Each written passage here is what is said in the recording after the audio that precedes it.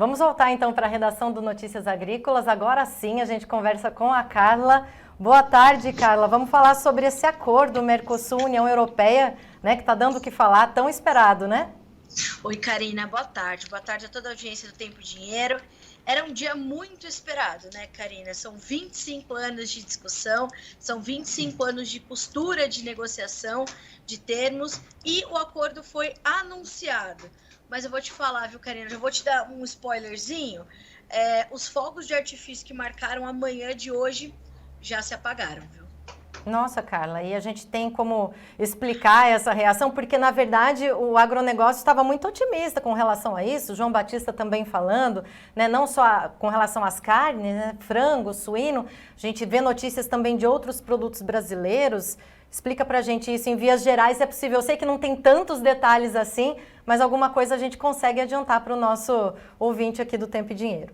É um modo de falar, né, Karina? Porque embora ele tenha sido anunciado, para ele começar a valer, ainda tem um caminho muito longo. O que eu quero dizer com isso? Precisa passar pelo Parlamento Europeu, precisa ter ali, vai passar por 720 votos, né? E há uma coligação, vamos dizer assim, de resistência a esse acordo, que é bastante preponderante. Ela é muito forte, ela tem perdido um pouco de força, mas ela ainda está bastante presente. Então, nós estamos falando de 27 chefes de Estado que terão de avaliar esse texto. Nós temos a França, a Itália e a Polônia, mais a Áustria e alguns outros pequenos países europeus conectados nessa resistência, numa busca, de fato, por vetar esse acordo.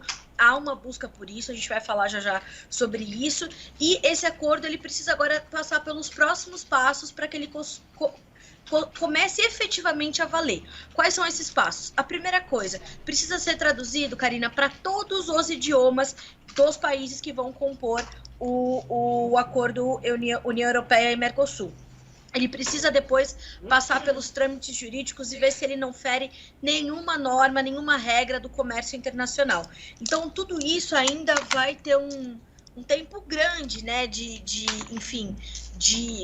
entendimento para que ele seja efetivado. Então, nós temos ainda muitos passos. Então, sim, toda a pompa e circunstância que foi colocada hoje de manhã no anúncio de um acordo dessa magnitude, num ambiente de consumidores de mais de 700 milhões de pessoas, ela é justificada. Ela é justificada na sua integralidade?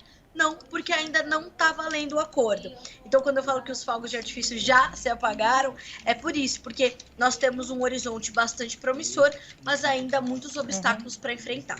Me diz, Carla, na verdade, assim, por que alguns países, né, como esses que você citou, eu sei que a Itália parece que está um pouco em cima do muro ainda com relação a isso, e não sei se agregaria força a esse bloco a ponto de impedir a concretização do acordo final, mas vamos falar então para quem está nos acompanhando, quais seriam os benefícios de forma geral e por que muitos países não estão concordando com isso? Bom, os benefícios, vamos voltar nesse número que eu acho que ele é bastante importante. Nós estamos falando de um ambiente de 700 milhões de consumidores. E isso a gente estende, né, Karina, muito além do agronegócio. Então, por exemplo, para o Brasil, não só o Brasil vai poder comprar mais carro, né, importado ou com tarifa reduzida ou com tarifa zerada. Não, nós vamos além disso, nós teremos investimentos na atualização da nossa indústria. A reindustrialização do Brasil, ela está nessa pauta. Então, isso é bastante importante, o Brasil precisa disso e vai ser importante para a indústria europeia participar desse processo, né? Essa troca vai ser importante. Pensando efetivamente no agronegócio, os benefícios são inúmeros. Se a gente pensar na Europa, territorialmente falando, a gente não tem condições de ver a Europa ampliar suas áreas de cultivo e levar a sua população uma maior variedade de produtos, uma quantidade maior a preços mais acessíveis, que é o que o Mercosul pretende fazer. Então, a gente está falando aqui do Brasil, mas se a gente pensar no agro argentino, a importância do mercado consumidor europeu para o agro argentino, por exemplo, é enorme. Então, nós estamos falando desse ambiente de consumo que é muito promissor.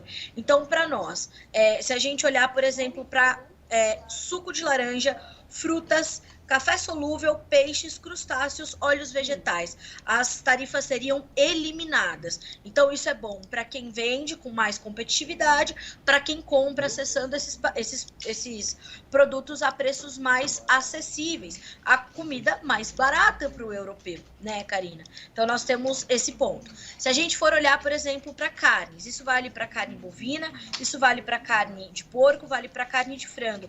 Nós vamos ter cotas adicionais. Então, nós já hoje lideramos as exportações para esses mercados, né? Quando olhamos para essas 3 proteínas, mas nós podemos ampliar. No caso da carne bovina, a gente pode dobrar a exportação de carne bovina com essa tarifa diminuída e esse adicional, essas cotas adicionais. Então, nós podemos eliminar quase 3 décadas de discussão e garantir que os europeus possam comer carne de altíssima qualidade, como é o caso da carne brasileira. Eu acabei de entrevistar aqui um professor de Relações Internacionais, que ele dizia assim, a competência do agronegócio brasileiro é tão grande que faz com que empresas europeias mintam sobre o agronegócio brasileiro. Então, veja que loucura, né? Então, nós temos esses números são bastante significativos. Nós estamos falando de açúcar. Açúcar é um outro mercado, uma outra situação, Karina, que também tem um ponto ali muito forte. Nós estamos falando, é um ponto crucial do acordo. Nós estamos falando de uma cota de 180 mil toneladas com imposto zero. Esse açúcar vai ser direcionado para regiões mais deficitárias do sul da Europa. Estou aqui até me valendo de uma colinha, como Espanha, Portugal e Itália, que hoje independem do açúcar francês. Então, essa é a primeira parte da sua resposta. Na segunda parte, Carla, por que ainda tem gente resistente? Justamente porque a nossa competência incomoda muito, viu, Karina? A competência do produtor brasileiro. Isso é um protecionismo exacerbado, né? É uma trajetória crescente do protecionismo europeu que está ali. Ele vai condizer com o protecionismo norte-americano, por exemplo, já a gente vai falar sobre ele, mas nós estamos falando de uma onda protecionista na Europa que cresce. E tal qual acontece aqui no Brasil, o ambiente dos produtores rurais na Europa, ele é um ambiente bastante alinhado com a direita, pensando na política. Então, Marine Le Pen, por exemplo, que é uma política da direita francesa, e a principal opositora de Emmanuel Macron, por exemplo, atual presidente francês, que está com a sua renúncia pedida por parlamentares da direita e da esquerda, ele está ali querendo fazer o seu lobby, querendo ficar bem com os produtores franceses. Então, sim, ele diz, né, sim, vamos vetar mesmo, você tem toda a razão, não temos que participar desse acordo, porque já pensou em entrar produto ruim, com preço baixo aqui na nossa França, tão querida? E não é verdade. Agora, Marine Le Pen sabe disso, mas está feliz, porque realmente, olha, agricultores franceses, vamos tentar trabalhar mesmo para ver, ou se a gente refaz alguns trechos do texto do acordo, vamos pensar como fazer da melhor forma para vocês. Então, agrada ao político de direita e ao político de esquerda francês, por exemplo, essa intenção, esse espaço que eles enxergam em ganhar território com o produtor francês quando pensam em vetar.